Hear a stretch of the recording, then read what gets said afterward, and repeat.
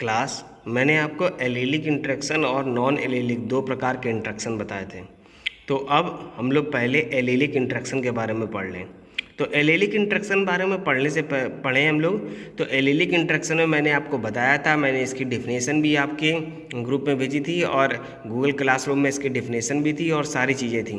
तो अब उसी चीज़ को बताते हुए क्या है, इसमें पहला टॉपिक जो है हमारा वो इनकम्प्लीट डोमिनेंस। तो पहले इनकम्प्लीट डोमिनेंस है, तो इनकम्प्लीट डोमिनेंस में से बताएं डोमिनेंस क्या है। तो आपको जब मैंने मोनो हाइब्रिड क्रॉस पढ़ाया था तब उसमें मैंने आपको बताए थे कि मोनो हाइब्रिड में 2 लॉ लगते हैं। पहला लॉ ऑफ डोमिनेंस और दूसरा था law of segregation. Law of dominance कब लगा था? जब हमने दो ऐसे प्लांट्स के बीच में क्रॉस कराया था जिसमें किसी एक ही कैरेक्टर का डिफरेंस था। तो हमें करेक्टर कराने पर F1 जनरेशन जो मिली थी उसमें कैपिटल टी और स्मॉल टी था।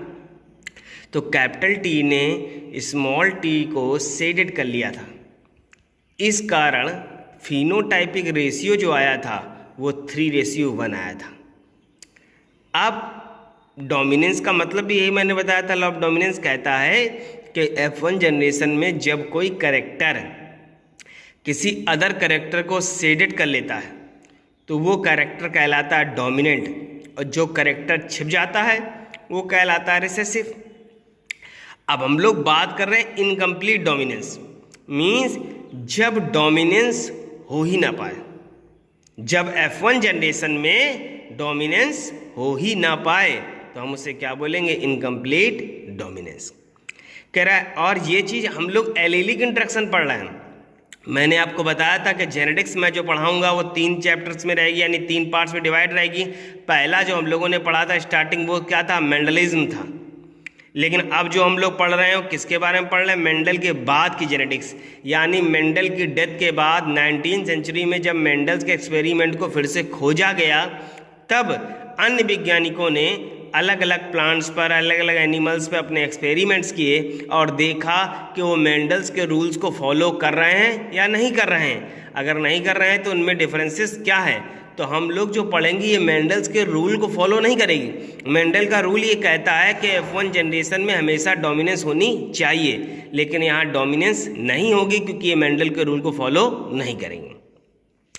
तो स्टडीज़ बाय कॉरेंस 1903 में, अब जैसे मैंने बताया इसको सबसे पहले स्टडी किसने किया था? कॉल कॉरेंस ने किया था। 3 साइंटिस्ट मैंने आपको बताए थे जो मेंडल्स की डिस्कवरी में शामिल थे। एक जर्मनी के कॉल कॉरेंस थे, दूसरे ऑस्ट्रिया के सैमार थे और तीसरे हॉलैंड यानी नीदरलैंड के हुगो डे वेरिस थे। तो इन्होंने जो कॉल कॉरेंस हैं उन्होंने 1903 में इनकम्प्लीट डोमिनेंस को बताया और इन्होंने अपने प्रयोग जो किए वो एक प्लांट है। पहला 2 एक्सपेरिमेंट है इसमें। पहला है मिराबिलिस जलापा जिसे हम 4 o'clock प्लांट भी कहते हैं, यानी 4 बजिया जिसे कहा जाता है, और 4 o'clock प्लांट, और इस पे इन्होंने मिराबिलिस जलापा पे अपने एक्सपेरिमेंट्स किए। और दूसरा है एंडुलेशियन फाउल से। तो 2 हैं हमारे एक्सपेरिमेंट। पहले हम लोग पढ़ते हैं मिराबिलिस जलापा पे। कह रहा when pure red flower plant, यानी हमने मिराबिलिस जलापा 4 o'clock प्लांट का when pure red flower plant लिया, cross with white flower plant, यानी रेड वाले का जब हमने वाइट फ्लावर से क्रॉस कराया then pink flower plant are produce in F1 generation. अब अगर डोमिनेंस होती तो डोमिनेंस में या तो F1 जनरेशन में रेड फ्लावर बनने थे या तो फिर हमारे वाइट बनने थे, लेकिन यहाँ F1 में क्या बने? पिंक बने। इसका मतलब ना तो वो अगर डोमिनेंस फॉलो करे तो डोमिनेंस में क्या होना चाहिए था? या तो रेड बनने चाहिए या वाइट, लेकिन यहाँ डोमिनेंस नहीं हुई, इसलिए रेड और वाइट मिलकर क्या बना? पिंक बना। कह रहे हैं दिस इज इंटरमीडिएट कंडीशन। ये कंडीशन कैसी? इंटरमीडिएट, क्योंकि ना तो वो रेड है और ना ही वाइट है। And not so dominant and recessive, यानी रिलेशनशिप ना तो डोमिनेंट रिलेशनशिप को शो कर रहा है और ना ही रिसेसिव रिलेशनशिप को शो कर रहा है। इन F2 generation phenotypic and genotypic ratio will be same 1:2:1। हम लोगों ने मोनो हाइब्रिड क्रॉस पढ़ा हुआ है। मोनो हाइब्रिड क्रॉस में हमें मालूम है कि F1 जनरेशन में प्लांट आते हैं सेम, F2 जनरेशन में जो रेशियो आता है वो जीनोटाइपिक रेशियो आता है 1:2:1, और फिनोटाइपिक रेशियो आया था हमारा 3:1, लेकिन यहाँ पर जीनोटाइपिक और फिनोटाइपिक दोनों ही रेशियो क्या होंगे, सेम होंगे। यही डिफरेंस है मोनो हाइब्रिड क्रॉस में और इनकम्प्लीट डोमिनेंस में, क्योंकि अगर यहाँ पर डोमिनेंस का लॉ लगता तो यहाँ पर भी फिनोटाइपिक रेशियो कैसा आना चाहिए था, फिनोटाइपिक रेशियो 3:1 आना चाहिए था, लेकिन यहाँ लॉ ऑफ डोमिनेंस नहीं लगा है, यानी इनकम्प्लीट डोमिनेंस हुई है। इसी कारण यहाँ पर जो फिनोटाइपिक रेशियो है वो रेशियो भी 1:2:1 होगा।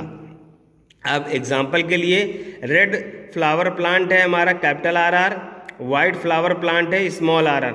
मैंने पहले आपको बताया था कि मेंडल कहीं कैपिटल लेते हैं तो उसका अपोजिट हमेशा स्मॉल लेटर लेते हैं। तो यहाँ पर P4 क्या हो गए, पेरेंट्स हो गए। तो जब हम कैपिटल P4 क्या हो गए, पेरेंट्स हो गए।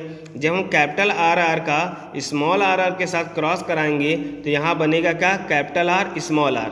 अब क्योंकि यहाँ पर डोमिनेंस हुई नहीं है इसलिए F1 जनरेशन में प्लांट कैसे बने हैं, पिंक बने।